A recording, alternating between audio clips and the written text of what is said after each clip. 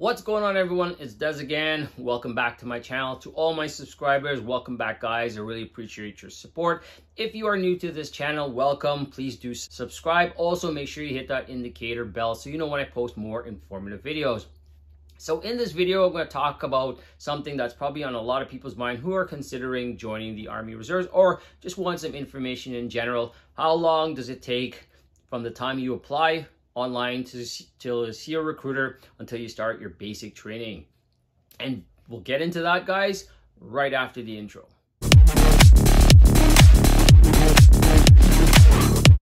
So how long does it take from the time you apply online, go through all the steps till you get to basic training? Now that's gonna depend and factor in on the individual who's applying.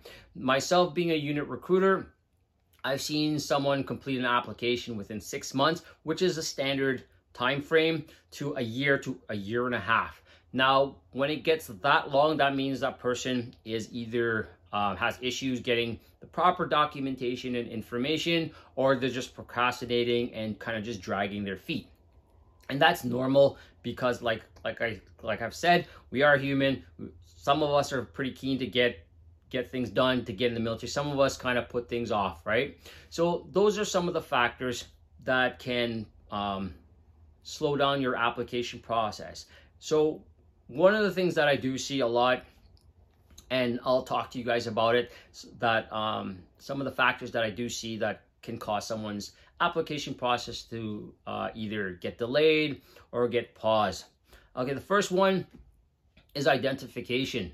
So some people who do come in to see me, they don't have like proper identification, whether it's they don't have their driver's license, they've lost their passports, or they don't have their citizenship cards. Basically, I tell them that's priority. They have to get that. If your passport or your driver's license expired, you have to get that renewed. That's going to take a few weeks to get done. So that can add on to the length of your application process. The next one is if you've been in trouble with the law.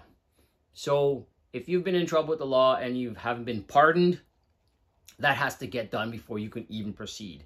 Now that can be a really major factor, because then you have to wait until you can get an appointment to get that issue out of the way, and that could be a few weeks to a few months in length, and that depends on the situation. So if you have issues with the law before, that has to get cleared before you can even apply. Another one is your education. So what I've seen is some people don't have their high school certificate. They may have done school years ago. They don't know where it is. Now they'll have to reach out to the educational departments to try to get your high school transcripts. It could be in college. You might have lost your certificate, or you've completed but you can't find your certificate. You're going to need that also, so you're going to have to reach out, and that is going to take either a few weeks to a few months, depends on how long it takes you to get that documentation. Another one that I have seen is if someone is applying but they're a citizen and they've done their education in the country they're from, so they have to go through all these steps, which is your recruiter's job. It's his and her job is to give them information how to get their school transcripts from the country they're from, and that can take between a few weeks to a few months, depends on how long that process will take for you to get that information brought here so you can carry on with your application. So those are some of them. Another one that I do see and I do hear about is your medical. Now with your medical, it could be different types of factors. One of the things that I do see is if you have asthma. The Army is very particular when it comes to someone with asthma. So now you have to go and see your doctor. You may have to go see a specialist, get all the documentation from them, bring it to your application process, and then when you see the medical officer, it's going to be up to his or her judgment if you're allowed to proceed. right? So asthma is a big factor because when you start your basic training or you're with your unit, you are going to be doing PT, you are going to be running. So if your asthma is very severe, there's a possibility you may not be able to proceed. If it's mild and you have the documentation to back you up, then your application will probably proceed. Another factor is allergies. Now, there are a lot of people who are allergic to a variety of things, whether it's from fruit, milk, bread, things like that. So when you fill out the questionnaire in your application, you have to be truthful. If you have an allergy, you have to let them know what you're allergic to, and then they're going to factor that in your application. If it's something that can be avoided when you're doing your BMQ because you are going to be fed, then it might not be that much of an issue. But if it's a allergy that's very severe, that may slow your process down. One of the things that we do see also besides asthma is if you're allergic to bees, right? You are going to be out in the field. If you have an EpiPen, you're going to have that all the time, but the medical officer will need to know that, right? And then you're going to have to get information from your doctor to say, yes, this person needs to have an EpiPen whenever they're in the field. So those are some of the factors that happen in with the medical.